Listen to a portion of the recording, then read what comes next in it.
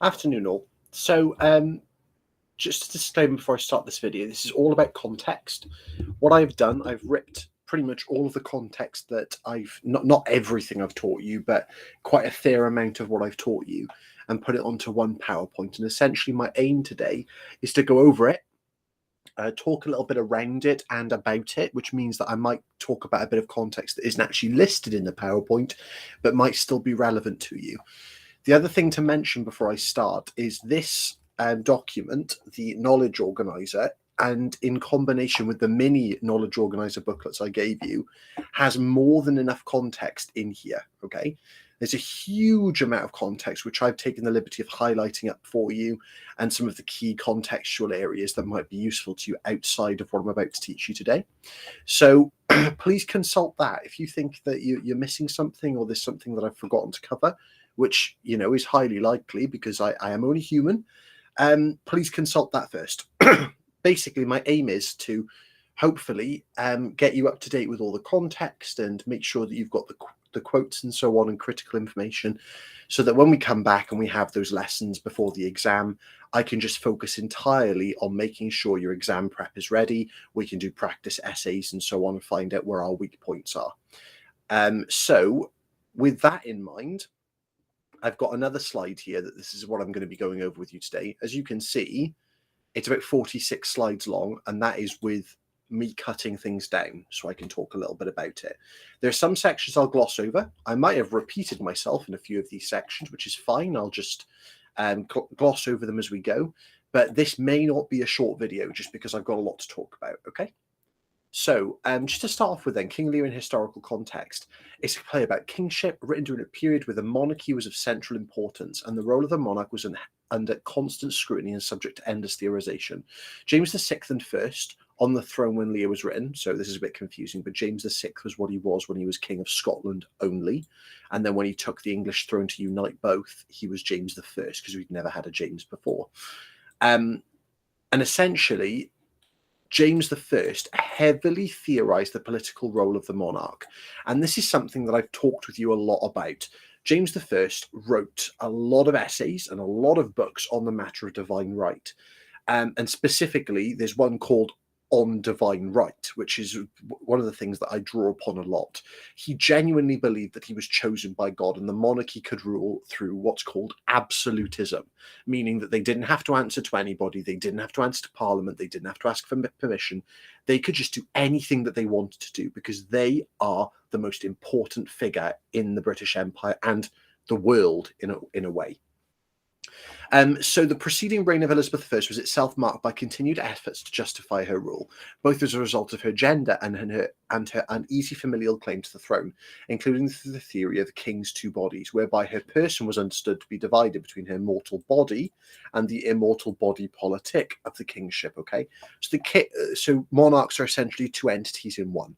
One being the physical body of where they are, and the rest being the immortal body of what the kingship actually represents. In other words, it's a fancy way of saying your real life and your monarch life were two different things, and you had to be two different people when it came to dealing with it. Okay, so that's a little bit of historical context here. And as you know, Shakespeare commented heavily on these ideas throughout Shakespeare. And those theories weren't just abstractions because it had a massive effect on Shakespeare's England in the early modern Europe as a whole. During the 1600s, both country and continent were feeling the world-shattering impact of Henry VIII's decision to separate from the Catholic Church. And basically, this entire section can really be summed up in the idea of the English people were sort of sick of upheaval. There had been massive religious upheaval before Henry VIII. You know, they were flipping back and forth between Catholic and Protestant. And so when Henry VIII comes along and completely abolishes both and introduces his own English religion, the Church of England, it completely changes the dynamic of the country. And that goes to show you just how powerful kings and queens were back then. He literally made his own religion and changed the country overnight into it, essentially. Okay. So these massive levels of upheaval were quite alarming for anyone, pretty much, that was engaged with the king or in fact the queen later on. even changing gender, going from having a king to having a queen, was massive upheaval. It took a lot of changing and a lot of lateral thinking in a way. Okay, so then we get onto the matter of King Lear, and I've shown you this before, called Love Like Salt. And it's essentially a small tale where a father has several daughters and he asks them how they love him, okay, which is an exact replica of Act 1, Scene 1. He asks one, how do you love me? She says, as sugar. And then the next one says, as honey. The next one says, as sherbet. And finally, the last one says, I love you as salt. And the king did not like that and threw his daughter out of his house. She fell in love with somebody, a random prince who was out in the woods, a bit dodgy, a bit dicey. But she then married him and lived out in the area, you know, and the king came back to pay her husband a visit because, of course, the person she married was a prince, hopefully not the king's prince, because that would make it a little bit incestuous. But he sat down and ate, and she essentially brought him loads and loads of sweet things, and he didn't want any of it. He really, really wanted something savory, something that he could eat. And all she did then was give him a dish of common spinach and seasoned it with salt. And he lapped it up. He absolutely loved it. She then throw off her disguise and says, oh, father, I love you as salt. My love may be homely, but it is true, genuine, and lasting, and I entreat your forgiveness. And the king perceived how great a mistake he had made, and therefore followed a full reconciliation. So this is almost like a very strange, abridged version of King Lear, with a very happy ending, because obviously he finds his daughter again, and he realizes that her love was true and homely. It may not be the nicest all the time, but it's truth. With Cordelia, the same thing happens. He throws Cordelia out, but eventually, by the end, we have him carrying her body out. So it's a completely different thing here. So whereas this is sort of got a happy ending, the idea that King Lear is a traditional tragedy is sort of reinforced just by this thing's existence, okay?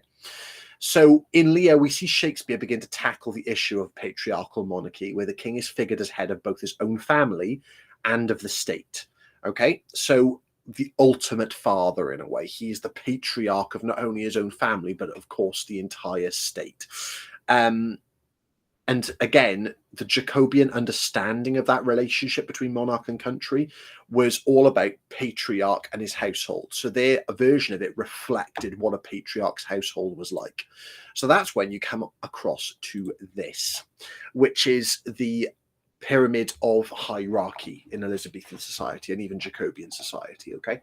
So the monarch being the dad, leader of the household, the royal family is his family, and everyone else is beneath them. But again, the interior of the family sort of operated like this as well. The dad was at the top, the mother was next, and then the daughters, and so on and so forth. The son would probably be above the mother if they had a son. So their entire society was built around this: the lower sort, the middling sort, the better sort, the royal family, and the monarch. This is an excellent piece of context to remember, okay? Something that I've harped on about a lot. So when we're talking about divine right, as we were earlier, the king was chosen as a mouthpiece of God, and they need to reflect God's glory.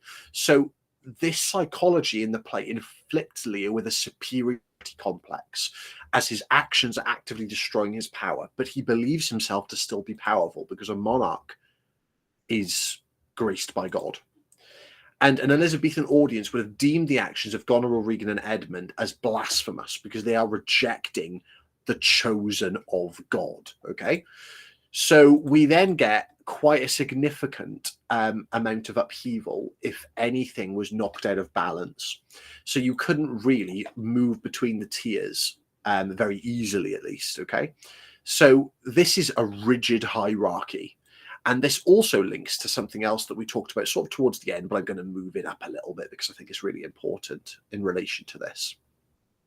Is you've got the Elizabethan great chain of being as well, where everyone is and in what sort of circumstance that they exist. So you've got non-being, minerals, plants, animals, man, demons, angels, God. So all of this you sort of exist in, again, a hierarchical line, the same as the hierarchical pyramid, which means the great chain of being shows just where everyone was. Therefore, if you were a man and you were graced by God, you were basically above everything. And that is where Lear's cocksuredness comes from. He really truly believes himself to be all powerful. Okay, so with that being said, let's talk about something a little bit different. I'm just going to move this down a little bit. So we've talked then about kingship. Now, what about betrayal? What actually happens if you betray people?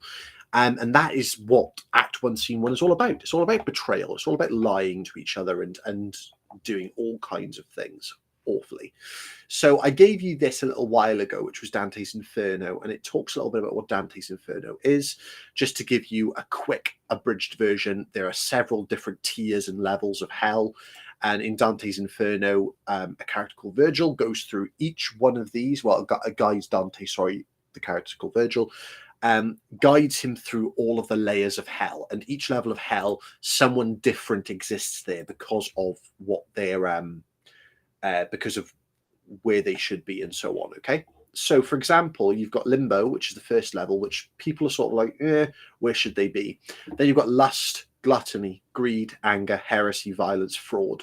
And all of these things, they get worse as they go down, which means worse than violence is fraud. So lying and being against, someone by lying and deceiving them was worse than violence, was worse than murder, those kinds of things. Okay. So one of the biggest similarities is that both King Lear and Dante's Inferno are very focused on the idea that our decisions have consequences. Whatever decisions we make in life have consequences in the afterlife. So in Dante's Inferno, every soul in the Inferno is being punished because of their decisions they made on Earth. Likewise, in King Lear, nearly all of the difficulties that arise in the play could have been avoided if characters had made better decisions. It's all about making the correct decision. So many people sort of pointed to the fact that the daughter subverting King Lear and being deeply disrespectful towards him sort of throws them into the deepest pits of hell. And Keith Linley says here, traitors in Dante's Inferno were put into the nether hell, the deepest parts of hell, which relates to Goneril and Regan, as disloyalty during hard times was considered particularly dishonourable by Elizabethans.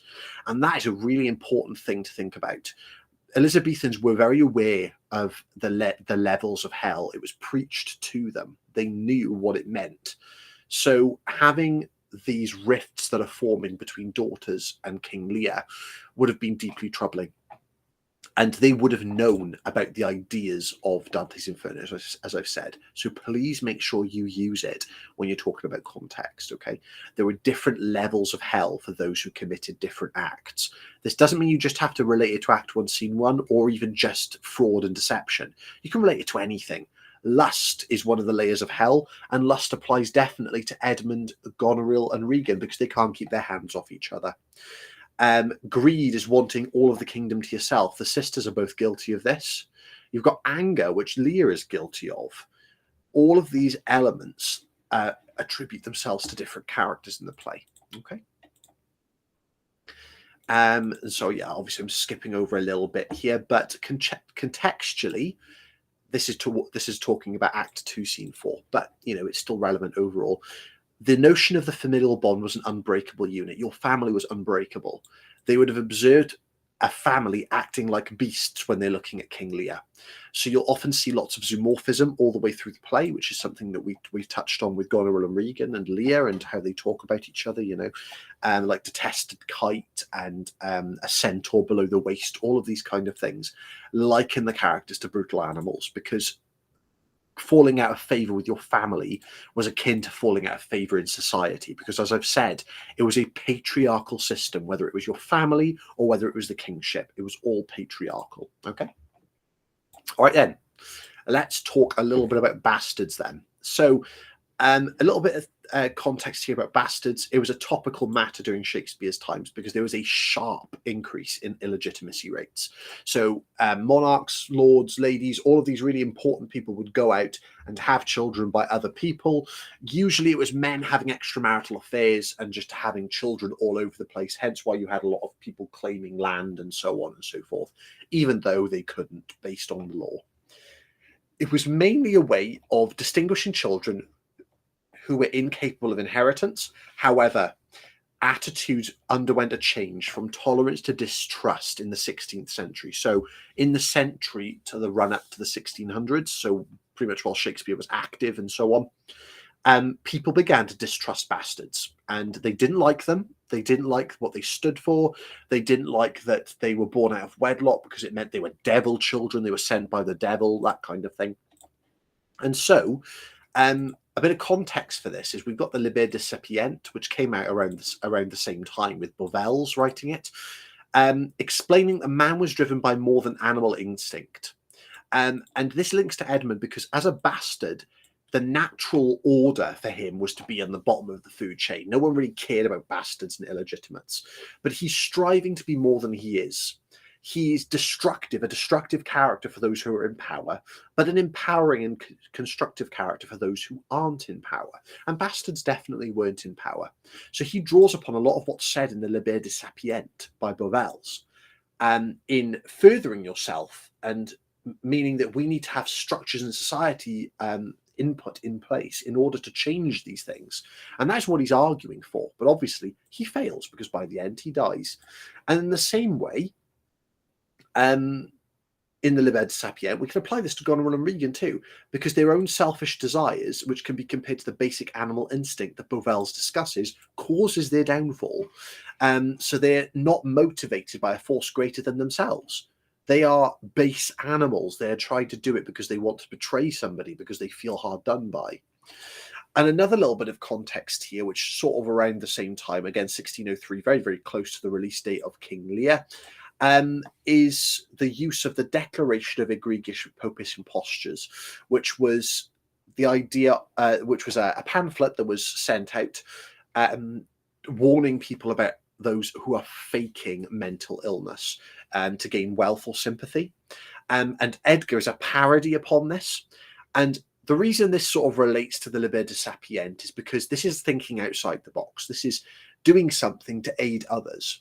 And in a way, Shakespeare is trying to challenge this archetype of people who are falsifying being mentally ill for whatever reason, or who are the bottom of the food chain and are trying to work their way to the top. He's trying to push those stereotypes into the faces of the audience, so we can see that not everyone was necessarily the same when it came to this. They used deception for a variety of different things. I'm trying to remember if I put any more illegitimacy stuff in here, but it's still rather important to consider how everyone thought of bastards.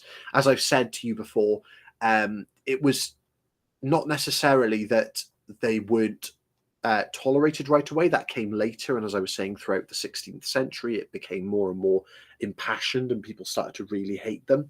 But it was just that they didn't have any power in the law at all. They didn't have any inheritance. You could choose to give your inheritance to a bastard child, but it was very, very rare that that would happen unless there was a significant reason for it, okay? But if you want to read more about bastards, please refer to all the PowerPoints that I've uploaded in the past. Right, we will talk a little bit about kingship next, apparently, because that's the order I decided to put this in. Again, I don't know why I put the PowerPoint like this. I was just grabbing everything from different lessons. So if it is a bit confusing, I am really sorry. I'm just trying to get through as much of it as I can, okay? So we've talked a little bit about divine right, and it says here about James. James overlaps the belief that kingship was divinely sanctioned with the image of God's lieutenant here until the kings almost became divine. Few Jacobians questioned that rule should be monarchical or doubted that the English system should have a one-person government, but increasingly they questioned the kingship's divinity, the relationship between ruler and ruled, and the limits to princely authority. It is often assumed that divine right was universally accepted, and it was and was not. And this is really important because, as we've said in the past, James I was a big focus on divine right. Not everyone thought he was right. Not everyone thought that divine right was the way forward, that kings should rule with impunity and without any questioning of them and so on. This didn't sort of come to a head until about 60 or so years later, when James I's son, Charles, was the first monarch that we killed and then replaced with a republic for a while. It was the first time that we ruled without a monarch. But this happened quite a bit later. But this was the starting point for people starting to become quite annoyed with the king and how much power that kings wielded. And King Lear would have almost been a warning for this, because Lear throws his power around quite a lot at the beginning and eventually causes the entire fracturing and destruction of his own empire, which would have been very troubling for an Elizabethan or Jacobean audience. So And also the fact that Lear is not set in a Christian era, it's set in the 8th century, isn't necessarily relevant. The audience was heavily Christian and would judge according to the role of the king. So they would judge him with a Christian mindset, even if it wasn't a Christian nation that was being depicted. So Lynn Lear said, and this is a bit of AO5 as well, Lear's court is unsophisticated. James I repeatedly emphasised that the king is an example of his courtiers. Perhaps the behaviour of everyone else is Lear's own fault for not being an example. Quite an important one there, because Lear needed to be that example for everybody. In the eyes of a Jacobean society, Lear needed to be the moral authority. Although, as we've said, some people were questioning divine right. It meant that this wasn't necessarily the right way to go about things, and people may have been cheering for the other side in King Lear. It was Lear's fault that all of this happened. Okay, and linking further into kingship and linking together with it is loyalty. So obedience and loyalty were married together in the perception of Elizabethans. You must obey that which you are loyal to, whether it be God or the king. And as we've established, these were linked together as well, God and kings. And Kent does this. He proves that sometimes you must disobey in order to prove your loyalty. And therefore, it's quite heavily linked to appearance versus reality. And really, this is where I should have put Edgar's bit, which is exactly what I'm going to do now, so that hopefully we get a little bit less confused, because I am a little bit silly. So, on the surface, both Goneril and Regan demonstrate loyalty, but the reality of the situation is that they are disloyal. And for Kent, he blurs his appearance with a disguise in order to prove his loyalty. He isn't hiding in the shadows like Goneril and Regan. He's showing the reality of loyalty. Sometimes you have to pass a trial. And that's where I put the Edgar bit. So he, again, pretends to be mad and goes into hiding to try and prove a point and to try and make sure he can come back and save everybody. But loyalty was considered its own reward. So you weren't rewarded for your loyalty necessarily in Elizabethan England, even though James I rewarded loyalty quite often by employing people in his court and so on, because he was a little bit of a maniac, and he did just employ anyone, especially good-looking men. He used to put a lot of good-looking men in his court. Read into that what you will. The fact that Kent gets no acknowledgement for his royal acts does not disrupt his plans. He continues on the path he is, because Elizabethans tied loyalty with altruism. You did it altruistically, not because you wanted to reward, but because you were loyal. And the ability to inspire those around you to be loyal was something essential for a good king. Elizabeth possessed this, James did not, and therefore Lear does not possess that, because no one really is loyal to him aside from a few select characters. And James had very little time for his new subjects, remember. As I said, he was James VI in Scotland, but became James I in England. He sort of had very little time because he was going between the two kingdoms and so on, and people didn't really like him as king and so on. So really, Shakespeare could be reflecting these Elizabethan anxieties by talking about the king being a bit of a fickle person. And disloyalty was like a disease as well. Your family was your bond and your unit, and you supported them, and society was its own giant family. So the moment disloyalty festers in the central family, it inspires other abnormalities. So the moment disloyalty happens, it's like a disease. It's like a chain. It happens throughout the whole of society. So people watching this play would think, if these guys are being disloyal and they're going against the king, what's to stop anyone from doing the same thing? Okay. And an audience would have found that concept terrifying, as they believed that having a social hierarchy gave them security and loyalty. So breaking familial taboos, like betraying your brother or your father, was despicable. The audience were aware that Lear was digging his own grave by inspiring this disloyalty. And that links to the Greek tragedy. We've talked about the tragedy before, but it is still incredibly relevant to the overall theme. And what I'm going to do before I forget is I've actually done all of this sort of towards the end. So I'm going to move that back up. See, look, I'm actively changing it all around just for you guys, okay? So the Greek tragedy, I've talked to you about a lot about Oedipus Rex. You can mention it in terms of AO3 because there are a lot of similarities, but please don't dwell on it. Please don't read Oedipus Rex. You know roughly what happens. And it's quite a nice inspiration for King Lear because it is all about the Greek tragedy. It ends in incredibly depressing ways, but the big thing to take from it is that they were the playthings of the gods. Mortals were the playthings of the gods. And everyone tries to blame the gods in King Lear. Everyone curses the gods. They say, gods, what can I do to make my children love me again? Is it my fault? Is it your fault? What have you done to my daughters? What have you done to me? But in reality, no gods ever answer a prayer in King Lear. No gods ever come down from there on high and challenge the leaders of the play. In reality, a lot of people read into this as thinking that Lear is a criticism on people, not gods. It is people that cause these awful things to happen. It's the decisions that people make. Meaning, can't you challenge a king? If it's just their word and the gods have nothing to do with it, can you challenge them? And so this leads us quite nicely into Aristotle's Poetics. So Aristotle, look at him, his lovely little face, his little bald head. He wrote the earliest surviving work of dramatic theory, which is called Poetics. And it primarily focused on tragedy with a great analysis on the presentation of tragic characters and events, and would have been a huge influence on the Elizabethan tragedy with some minor diversions. So there are some things we did in Elizabethan tragedy that they didn't do back in Greek tragedy, but the influence was there. And so we've got fatal flaws, which is, so you've got hubris, for example, being too arrogant or too prideful. And you've also got things like hamartia, which is, and hamartia, as I was saying earlier, is a fatal flaw. It's a tragic flaw that leads to the downfall of the main character. And really for Lear, his is hubris, which is extreme pride and arrogance. He believes himself to be king even though he gives it up. That's a nice buzzword to remember, because if you're going to talk about Greek tragedy, you definitely want to talk about hamartia and how the characters follow that particular pattern. Everyone has their downfall. And hubris, being arrogant, is the downfall of many characters in King Lear. You've got Lear falling for hubris. You've got Cornwall falling from hubris and technically violence. You've got Edmund falling from hubris. All of these things happen to these characters.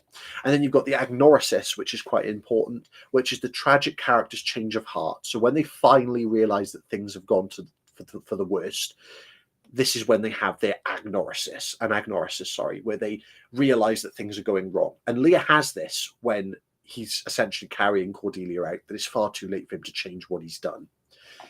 Okay, this leads quite nicely into the four humours as well: choler, melon, phlegm, and sanguis. So having a complete imbalance of your humours meant that you were an imbalanced individual, that something, you were sick essentially in the mind. So Lear is losing his mind throughout most of the play, and therefore he has too much choler. He has a choleric temperament, and that makes him mad, according to Shakespeare's contemporaries. You need to sort of sort yourself out, and you need to balance yourself out with some kind of food type. It could be a personality change that you need, all of those kinds of things. And this was used for a very long time. You need to balance yourself out to make sure you were healthy. And Elizabethans did believe in this kind of idea. So they would have recognized that he is full of choler. He had a choleric temperament, and he needs to balance himself out. And as you can see, choler, you need to balance yourself out with other things in order to sort of sort yourself out. And therefore, in Lear, the character that sort of tries and attempts to balance Lear out from all of his awful things was the fool. And fools, in terms of context, were multi-talented, and they were often employed by wealthy individuals. Many fools were employed to be critical of their masters, and they were often beaten if they went too far. And Lear's fool is never beaten, although there are threats to him being beaten. We've talked about in the past how Henry VIII had an incredibly important fool that he really loved, and he used to call him uncle, which is a direct reference to how Lear's fool calls him nuncle, which means nothing uncle, as if you are nothing. So moving on then from that, a bit to some modern context. As I've said, this has a lot of context in it, but it is not absolutely everything I've done with you. I'm just trying to get through it as quickly as possible. So don't throw stuff at your computer screen because I haven't covered enough. But we talked about this very recently. We've talked about the Fortune's Wheel and how there were different sections of it, usually inscribed with some Latin. Regnobo, regno, regnavi, and sum sine regno, which means I shall reign, I reign, I have reigned, I am without sovereign power. So, regnobo, I shall reign, you're climbing the wheel. This is Edmund in Act 1, Scene 2. I reign, this is where Edmund essentially takes over from his father, Gloucester. Regnavi, I have reigned, is where you're falling off the wagon. This is in his battle, probably with Edgar, or in the result of the battle with Edgar. And then finally, I'm without sovereign power. He's on the floor. Okay. And it's meant to go in a cycle. There's a new person every time. And this can be applied to several characters in King Lear, because they all ride the wheel, if you will. They all go up the wheel and come around. Some characters started it from different perspectives. Lear starts here. He is reigning, and then he falls off very quickly, and he never is able to climb back up onto it. He falls off very quickly. And the same, when we look at like Gloucester, for example, he is reigning in his own little area, and that eventually goes wrong for him. The natural order, the original order, is thrown aside, okay? Just like we've been talking about. And so we also then have a little bit of biblical heroism that we've got coming in here, coming off of that. We've talked about this in Act 4, Scene 6, if I remember correctly, or was this? No, this was Act 5, Scene 3. So we've got Edgar's pilgrimage. We talked about his biblical heroism. He hasn't committed any crimes. He's not done anything to evil or to encourage evil. And Edgar is the only character who can ascend and rule, and that links directly to Fortune and Ill Wheel. And he talks about Edgar. We talk about Edgar evoking this idea of the gods being just. He claims this, the same scene that Cordelia dies in. So when we start looking into this further, an audience would have appreciated the concept of this honesty, but it was important to keep up societal norms. So saying something like, say what we feel, not what we ought to say. He's sort of siding with Cordelia's version of events at the beginning, that we should just say what we feel and not hide it behind things. But it's important because society would have considered that a bit abnormal, because you did have to keep things secret. You couldn't just go up to the king and tell him he's wrong, because that would get you killed. So Edgar, although an interesting character at the end, and it is probably the rightful character to sit at the top of this throne, aside from maybe Albany, he is also getting things wrong already, potentially. So it's no secret that Lear is considered Shakespeare's most brutal play. The play was revised by Nahum Tate, it's a nice bit of context, who rewrote the ending to include the survival of Cordelia and a love story between her and Edgar, and it may reflect the sensibilities of a post-Shakespeare audience, as the rewriting took place after the death of Shakespeare. And just to finish off then, we've got the religious symbolism right at the end there of Lear carrying his daughter out is a representation of the Pietà, which is a painting or a sculpture of Mary carrying Jesus out after he's been crucified. It reinforces the prodigal son archetype of Cordelia. And then I've got the biblical reference here for you from Ephesians 5:2, and walk in the way of love, just as Christ loved us and gave himself up for us as a fragrant offering and sacrifice to God. And that links to, upon such sacrifices might Cordelia the gods themselves throw incense. It's a parallel being drawn there between Cordelia and the Bible. Right, this was incredibly confusing and whistle-stop tour. I'm not even sure whether or not this is going to be a helpful video, to be honest, but I think just throwing as much context as I can at you can do no real harm.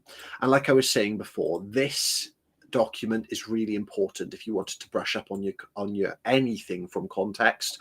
And I'm just going to quickly pop into my drive again and show you the other one that I was on about. So if I pop over to Classroom a second and just share this tab with you. So if we pop down to King Lear Year 13 and we pop onto classwork, we've got Knowledge Organizer here that I uploaded ages ago, and you've all got mini copies of this, but there's a virtual copy here if you need it. It has so much in here when it comes to contexts and so on. It's a really good piece of work. So definitely look at that too. But pretty much anything I've got on here is going to be really, really useful for you, especially booklets, which is the Lear Organizer that I talked about before. So what I can do is move that up if you wanted me to, if it was useful. Got the WJEC exemplar there that I uploaded ages ago. This classroom is absolutely full of stuff for you to look at, okay? So along with this video, please do your own revision. Don't just rely on me to do all of this stuff, although I'm very happy to do it for you. As long as these videos are helping, that's what matters, okay? So thank you ever so much for watching this very long video, and I will see you soon.